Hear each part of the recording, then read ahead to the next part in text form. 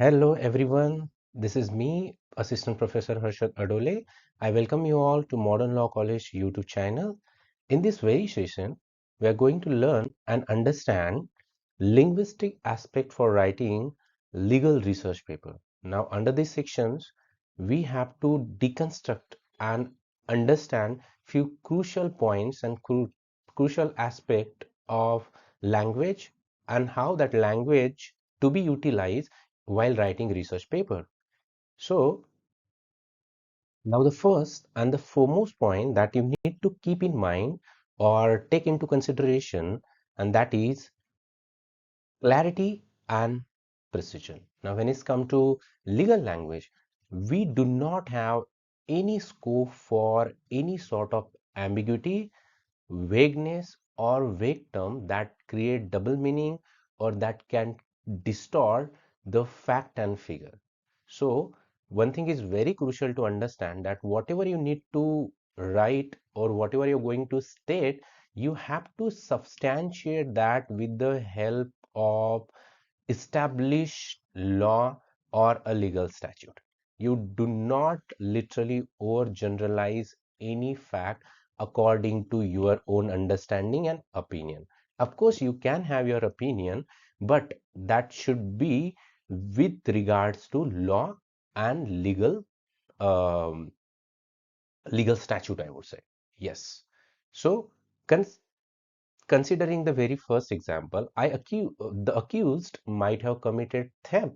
Now, this point does not really establish the fact whether the accused really committed the crime of stealing something, right? So, in order to substantiate that, you need to really corroborate with the help of the established law, established rule, or established code. Understood? So, with the help of established code, rule, and law, that you can definitely give clarity and precision to your articles. Moving ahead, formal and objective tone. Now, legal language is highly formal, standardized, though it is Latinized, but it is, of course, standardized one, wherein you need to understand three aspect of it. Like, there should be a neutral language, there should be a gender neutral language. Most of the time there shouldn't be, I should say, a gender biased language. Moreover, avoiding emotional or biased experience. Now, what do we understand by that? Now, when it's come to legal trials and legal proceedings, sometimes the law can be so draconian, law can be so harsh that people often become opinionated about it, right?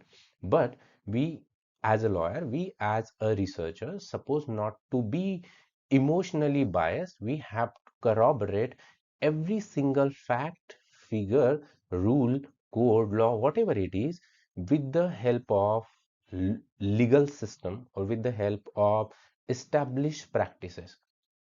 What we have to say here is that the within the purview of law, that we have to um, be mindful about it. Say, like, the judgment was unfair and harsh. Now, what ground you are saying so, right? Unfair and harsh. You need to substantiate that statement with the help of the articles. Moving ahead, the third point, that is technical vocabulary. Now, you see, legal language is highly embedded with law jargon, legal terms, Latinized form of language, right? There are certain set of vocabulary that you need to use in your research. Say, like, in general English, what do we say? Cancel or uh, cancel or call off, right? But in English language, we have, especially in legal language, we have umpteen number of options. Option such as rescind, right?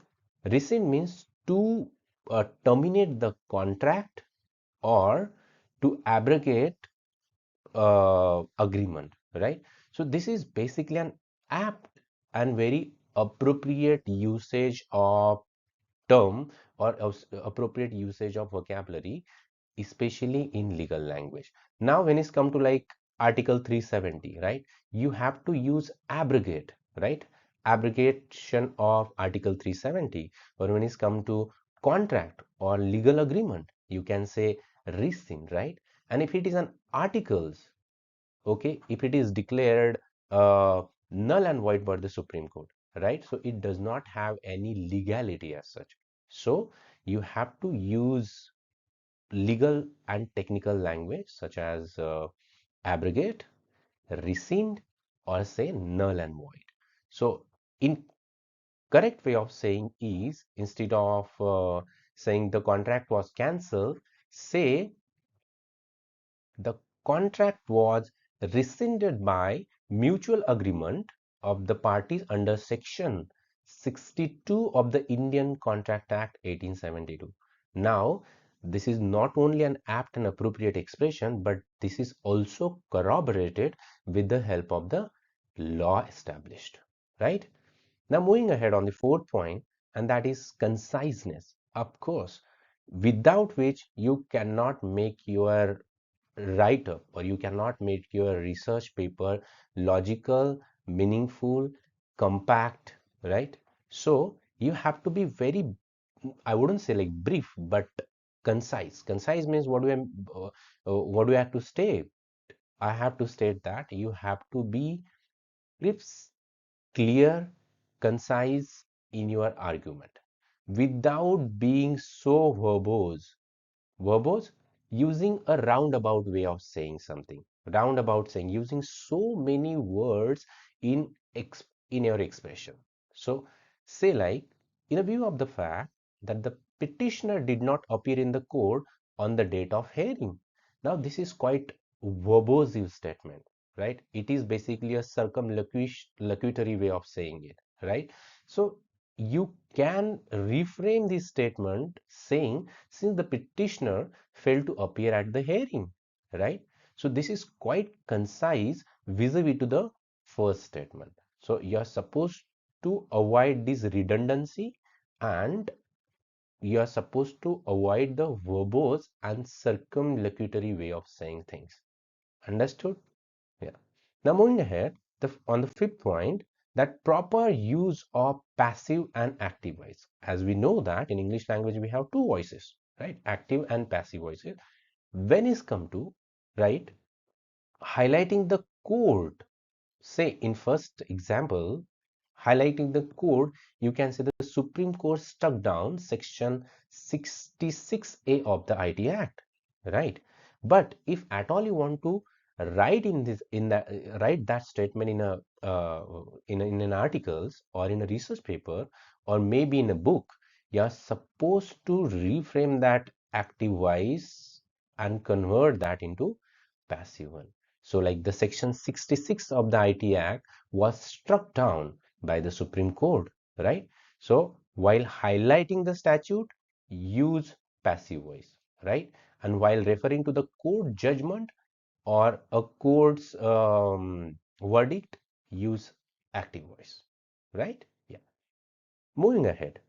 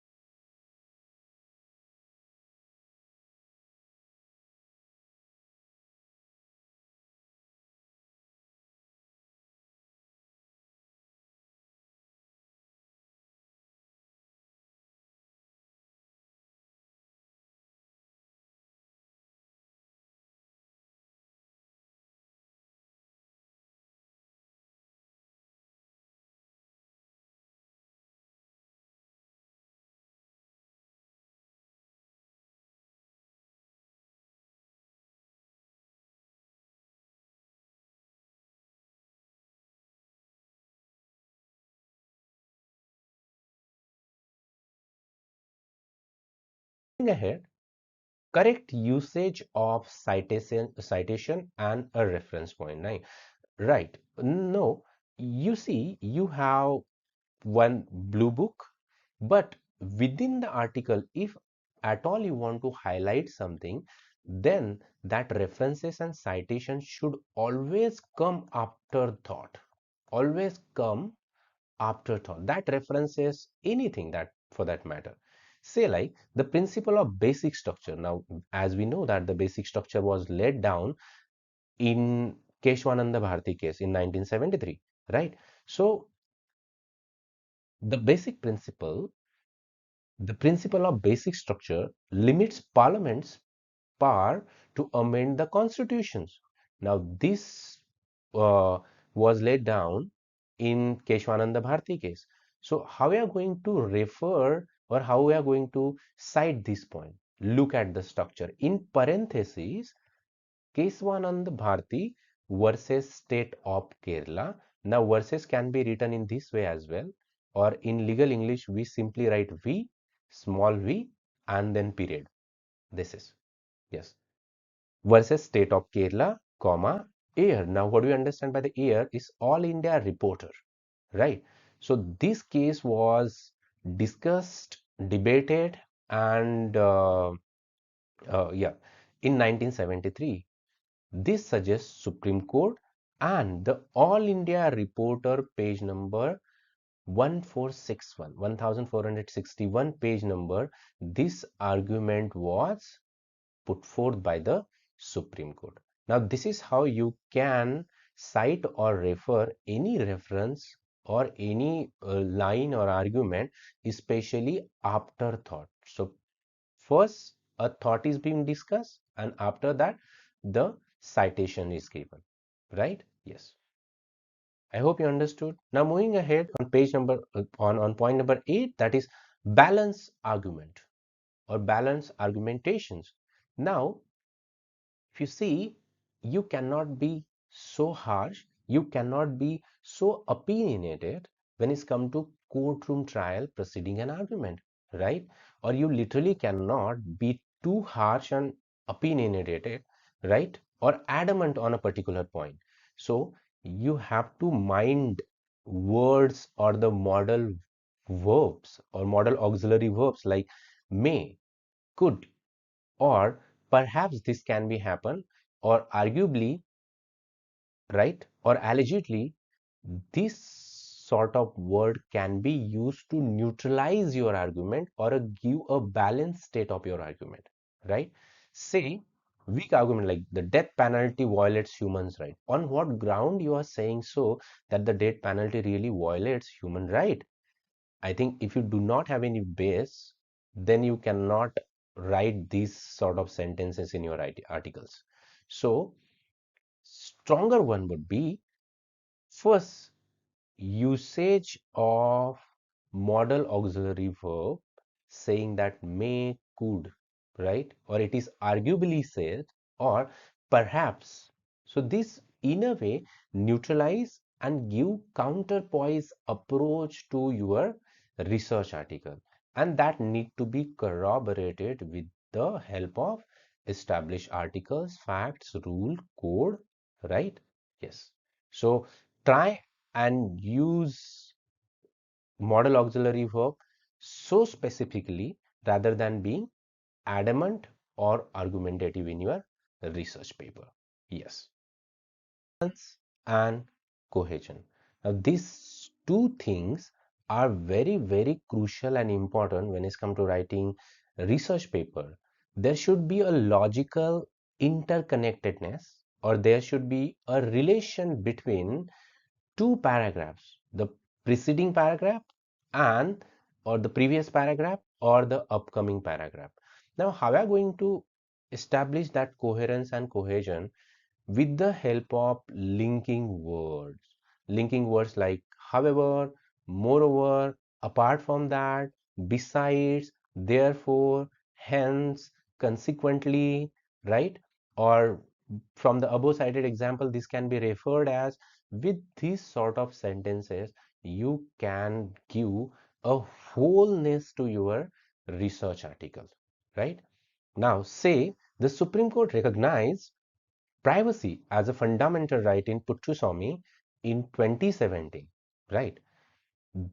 Look at how it is contrasted with the help of word like however, right? However, the court simultaneously upheld Aadhaar authentication for welfare scheme. Of course, the court upheld the validity of privacy, that the privacy is a fundamental right. But Coles court also mentioned saying that Aadhaar authentication is necessary. Now, how these two contradictory argument is logically framed? It is framed with the help of the word how.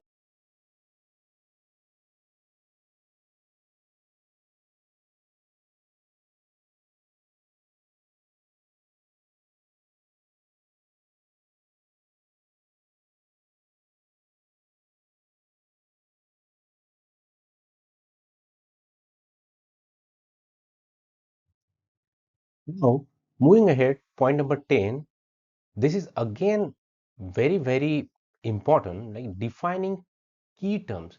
Now, while writing research paper, you may add or you may refer to umpteen number of technical legal jargons or a key term, but that key term need not to be or need not uh, to be cited according to your own understanding or a point of view. This always need to be in consonance with the law established or the established statute, law, or legal provision.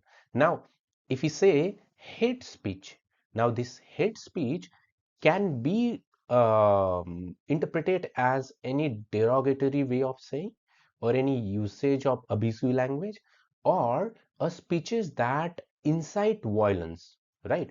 Now, or often religious sentiment. Now, this can be used as, I mean, this can be referred as a uh, general definition, but you suppose not to have any over generalization when it's come to writing research paper. You need to refer the definition or the given interpretation by the established law or a legal provision. Now, when it's come to hate speech, this hate speech, the definition need to be derived only from section 153A or 295A of the IPC. Yes, Indian Penal Code. Otherwise, the hate speech definition of hate speech according to your own understanding and the point of view would not hold any water or a gravity as such. So be mindful about giving key terms or a definition in your research paper that need to be taken from the legal established law or rule. Now, the point number 11 says use of precedent-based expression or a key terms. Now, what we often witness and observe that Supreme Court in while citing uh, articles or writing judgment or giving verdict often use different often Supreme Court often uses different sort of expression key terms, say like in case Swananda Bharti case, Supreme Court used basic structure as a key expression. Basic structure. Earlier, we were quite unknown to this expression, right? So we are supposed to use basic structure, say like constitutional morality, right? Sometime Supreme Court also uses Latinized phrase. So like ratio decidenti, like the reason of decision. So you are supposed to use the same expression and a key terms while citing Menka Gandhi versus Union of India, right? So the ratio decidenti, right? Yes. Now the actus rea, obiter dicta. Yes. So this sort of expression you are supposed to use to give validity to your argument or to refer to the particular case. Moving ahead, and that is the final aspect of legal writing legal research paper, and that is avoiding colloquial language. Now, what do we understand by the colloquial language? Colloquial language is basically an informal way of saying, as we have already understood that legal language is highly jargonized, latinized, uh, precise and a formal. So you are supposed to use expression like the court messed up with the case by ignoring evidence. Now, messed up with this sort of phrases should be avoided. Like due to the unavailability of evidences, the court bite the bullet. Now, bite the bullet, piece of cake, cakewalk, messed up, these are all colloquial use that can be used in a day-to-day conversation and not in a courtroom room or in a courtroom session, or suppose not to be used in research paper. So these are basically points that we have discussed. Let recapitulate point one more time. These 12 points you need to take into considerations while writing effective, meaningful, a whole cohesive research paper.